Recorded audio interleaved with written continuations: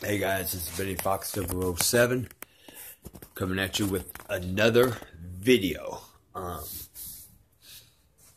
This is what's going on with my life right now as a video game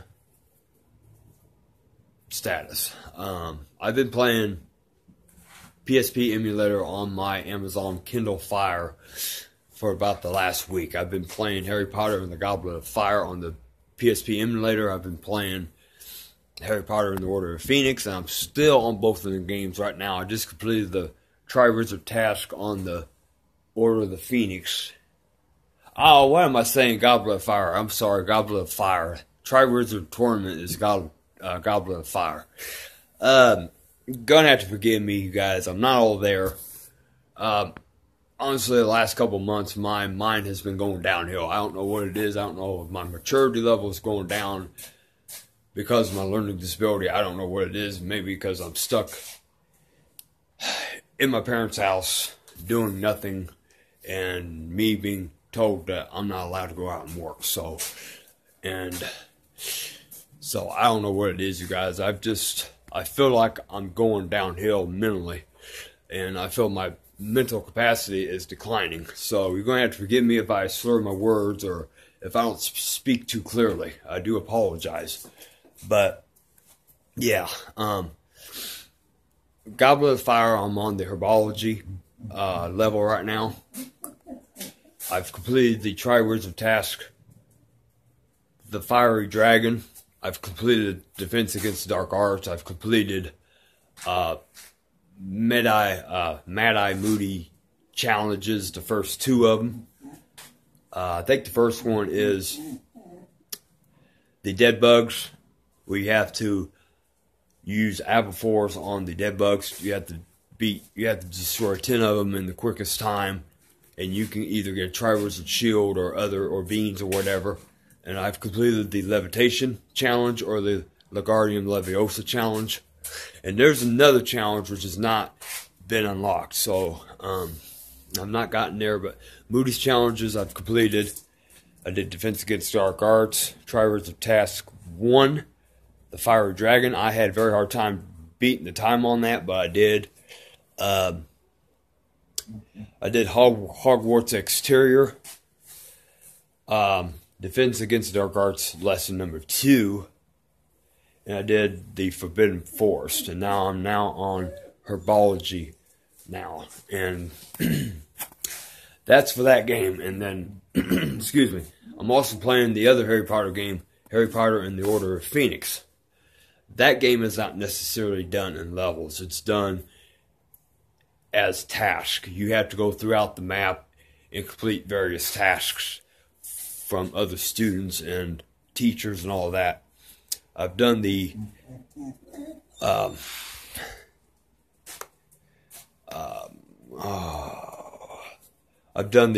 detention part. I've done the Defense Against Dark Arts on that. You do go to your classes and stuff like that, but I've not really gotten through too much of the game. So I'm working on that game too, and I'm also going to try to play Harry Potter and Half-Blood Prince on the PSP if I can. But I've been trying to play that game before, and when you're on the train and you're just about ready to be done with the train section and going into Hogwarts, the game malfunctions. So I don't know what the deal with that is. Maybe it's the emulator or the game is corrupted. But I'm going to try to do Half-Blood Prince again at a later date. But the Amazon Kindle Fire HD is excellent for PSP emulation as of now, because the Goblet of Fire is very aggressive because of the high quality graphics. It's kind of the same version as the PlayStation 2 version of the Goblet of Fire. I never played it on PS2. I had it for PS2, but never actually gotten to that game. I've played the Prisoner of Azkaban on PS2 and the Chambers of Secrets, but I didn't really get through Chambers of Secrets either. I had the Harry Potter collection for the PS2, but I just never played all 3 games. I just did Prisoner of Azkaban and never really went any further. because I had other games at the time. I wasn't just all into Harry Potter all at one shot. But I found out that these PSP games do work on the PPSSPP emulator on the Amazon Kindle Fire 7 generation. So, but the phone I'm using now does not work good on PSP games at all. This ZTE phone, the smartphone I'm using, is not good on games. Definitely when it comes to PSP, it doesn't work. Games lag continuously. Games crash. The games do work, but they crash. Or if they don't crash, they lag a whole lot. So, if you guys are thinking about doing PSP emulation and want to play a game on your smartphone, make sure you have a decent smartphone before you play games on your device. And make sure your device is fully charged, because you are going to be going through battery power like crazy playing these games, if these games are power hogs.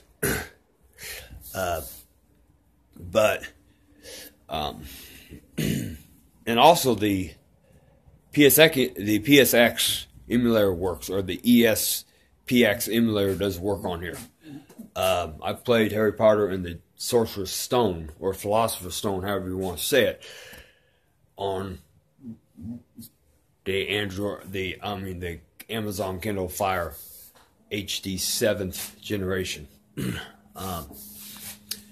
Amazon Kindle is a very nice Fire tablet. It is an excellent tablet. It's probably one of the best Android tablets I've had so far in my workings with tablets. I've had a Samsung Galaxy Tabs 7S.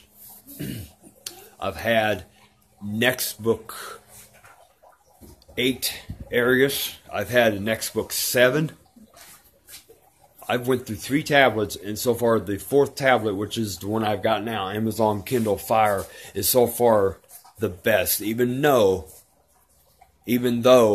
it does not have external memory where you can put a micro SD card in, it is still a damn good tablet. I have not had any issues with it so far, and I bought it from a pawn shop for about $35. So I think I spent good money on it. I think the tablet will go on and last for a very long time. I hope it'll last at least another 1 or 2 years, I'm hoping. But tablets, I don't know what the lifespan on a tablet really is. I guess it depends on how much you use it, I guess. But that's pretty much where I stand as of today in my nothing to do life right now. You guys, I'm going to be turning 30 years old this coming April. This next month I'll be 30 years old. My birthday's April 26th. I want you guys to wish me good luck on my birthday. I hope to have many more birthdays. I'm trying to look up for the future. Even though my future is very dim right now, my life seems very hopeless right now. But I'm always trying to stay positive, you guys. It's very hard, but I do try to stay positive any way possible. I try to wink it out of me the best that I can. And if it means coming on here, saying a few words or something to you guys, or just to the entire world, that's what I'm going to do. So, I can't believe it. I've lived 29 years. 29 years on this earth, in this country, the land of the free. 29 years. And getting ready to hit my 3rd milestone. Think about that. What are you guys going to do when you hit 30 years old? Some of you guys may already have families. Some of you guys may be doing extremely well in your jobs right now. Some of you guys may still be with your parents. Who knows? But think about it. What am I going to do when I turn 30 years old? Or what will my life be like when I'm 30 or 40 or 50, But I feel somebody like me who is on the so-called welfare reform program, I'm on the program welfare because of my mental status and me having no choice but to be on welfare is not good. I feel that my life is very limited because of the limited income. Because of limited income, I can't go out, do videos. I can't go out and do crazy things for you guys. I can't go out and do challenges because I can't spend money on that stuff. I will never be able to spend money freely unless I find an external source to get extra money. And what that might be, I don't know. All I can do right now is do videos, me looking at a camera, talking to you guys, or doing something on a screen cap or whatever. Doing a screen where I record me doing something on the computer and I post it to YouTube. That's probably all you guys are going to ever see. But because of that, I'm still trying to look up. I'm trying to look up and I'm trying to stay positive through this negativity. I think I was so naive when I was in school, thinking too much about the future or not really thinking about what the possibilities of my mortality was going to be, what fate I was going to be in store for. I didn't know I was going to be in store for poverty. I didn't know I was going to be kept on welfare for the rest of my life. I had no idea that because I had a learning disability, that was going to lock me into the welfare system for eternity. And you guys have to fucking pay for it. You taxpayers have to foot the bill. And you know, I gotta tell you, that sucks. Because the money you guys are putting into Social Security does not even pay you enough to even pay your freaking bills. Social Security is supposed to be your safety net to keep you out of poverty. It doesn't keep you out of poverty.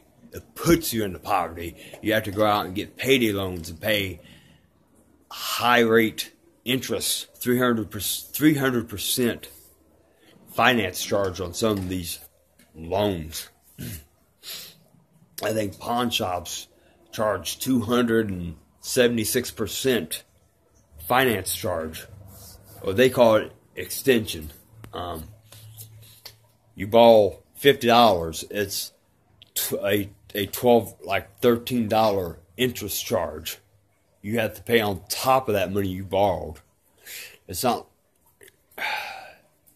You have to go out and get credit cards. You then pay for unexpected bills, and then you find out you can't pay them charge cards. So now you're even in further debt. You can't barely feed yourselves.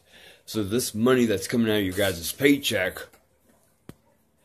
you better work a lot of freaking years. You better work your life to the fullest if you're going to expect to live on welfare after retirement, because you're not going to make it. This is by experience. Sorry, I had to itch my nose. Welfare is not going to help you unless you get enough earnings or work credits. And it depends on how much money you make too. The more money you make is the more you'll get in Social Security at the end of the day. So, you know, you may work a job right now when you're young. A job that you may not like. You may hate the job. But that job is going to allow you to draw Social Security at the end of the day. And it's going to keep you out of poverty. You won't be on the damn streets. But in this country, you have to work your ass to death in order to get anything back. You have to work until a retirement age, and then after you hit that retirement age, or if you work over that, you should get a decent amount of money per month through Social Security check in return for your efforts in the workforce over the last few decades of your entire life. Me, I'm never going to have a work history. I'm never going to be able to know what it's like to get up in the morning and go to work, or what a 9 to 5 is really like. I'll be able to learn how to take a bus. That's going to be a definite. I'm going to have to know how to take the bus. I'm going to have to know how to get around the city. I don't drive, so I'm going to have to figure out how to get around. Either it's going to be by Uber, taxi, or it's going to be by public transit. Because I can't afford a car even if I wanted to. And I'd have to go through the driver's ed and stuff again. I ain't going to do that again. But Social Security will get you out of poverty if you are able to put enough money back for it and you're willing to pay into it. And all I could say is you've got to work a very long time to get anything back in return, and it depends on how much you make per hour. I think you have to have 4 work credits a year to fulfill the requirement. 4 work credits a year, and I think you have to have a total of 40 before you can even draw Social Security, I believe. You have to have a total of 40 work credits a year. I think it's every 10 years. It's 40 credits every 10 years. You can only get up to 4 credits. I don't think you get any more than that. And I guess anything on top of that you earn, I guess, is just a plus. It's just clear money, I guess. But I tell you, if you're on welfare, you may already know that you can't live on it. You can't live off of it. And these people are saying that you can. I don't see how. Because I would have to live on these budgets myself to even see if it's even possible. You can't live on $1 a day food. No. Me, I'd have to eat maybe $10 worth of food a day. Minimum. $10 a day minimum. So it'd be 10, it'd be 70 or 40, $280 a month in groceries. Just 2 meals a day, not 3. 2 meals a day. And that's a large sum of a Social Security check. Not counting your rent, not counting your utility bills, not counting your internet cable or anything else, a cell phone or anything extra you have to pay. And paying your car, you just can't do it. You can't do everything you want when you're making a fixed amount of income. You just cannot do it. Welfare is not a life. You don't have a life when you're on welfare or Social Security. You don't have a life at all. You think you do. You don't, because you're going to wake up every day, you're going to be depressed. You'll be wondering why you can't go out on vacation. You're going to wonder why you cannot go out to eat whenever you want. You're going to wonder why you can't go out and buy a pair of shoes or go out and buy clothes whenever you want, because you're just not going to have it. You're going to be worrying about how to pay your bills and how to keep a roof over your head and not wind up homeless, to where you're going to get ticketed for being homeless, or you're going to be getting panhandling charges because maybe you're going on the street corner begging people for money and you get a citation for that. You'll be worrying about that every day than you are going out on vacation or going out and buying you something to wear. And I'm not even talking about medical expenses neither. If you're uninsured, Medicaid will pay for you to go see the doctor, but they don't have to pay for the medication the doctor gives you. Or they're going to be very limited on what they cover. And there's stipulations on what you can take, and everything's regulated. You guys already know pain meds are regulated. You may not get pain medicine. But if you're going to file for Social Security, you better think about how you're going to live your life if you do so, because you're going to receive 3 times less than what you earn. Say you earn, let's say you earn $24,000 a year. You get on benefits or welfare. You're only going to earn, say, you're only going to earn maybe $8,000 or $9,000 of that money a year. $8,000 or $9,000, less than 10 grand a year.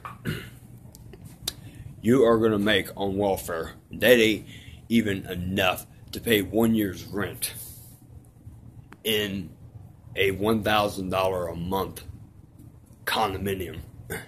Rents all around the place are way over $500. Now, yeah, you may go on Craigslist or something to find rooms for rent or small studio apartments for $750 a month with utilities paid and stuff like that, and be brand new. But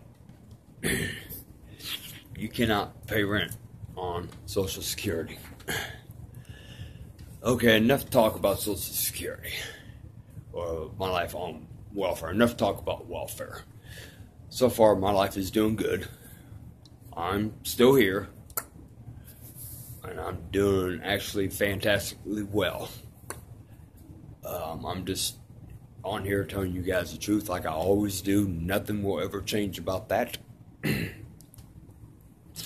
guys may like me for it. You guys may hate me for it. I don't know which. It may be a little bit of both. And another thing I would like to bring up too. Some of you guys who are subscribed to me, some of you other YouTubers who are subscribed to me, if you got no videos on your channel, I would encourage you to start posting videos on your channel to get subscribers, okay?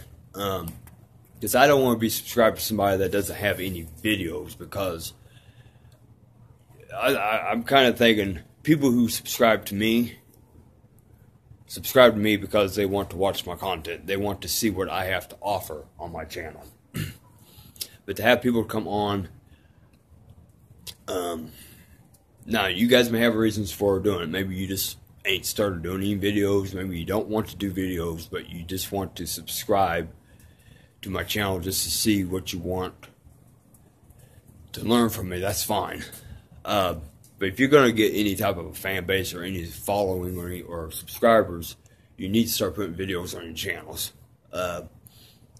Because you're not going to get anywhere with 0 videos. I can tell you that right now. Get the urge to put a video out, do it. Don't let nobody stop you. Just put videos out. Get yourself in on this platform. Do what you got to do to rise above the ashes. Okay, you guys? But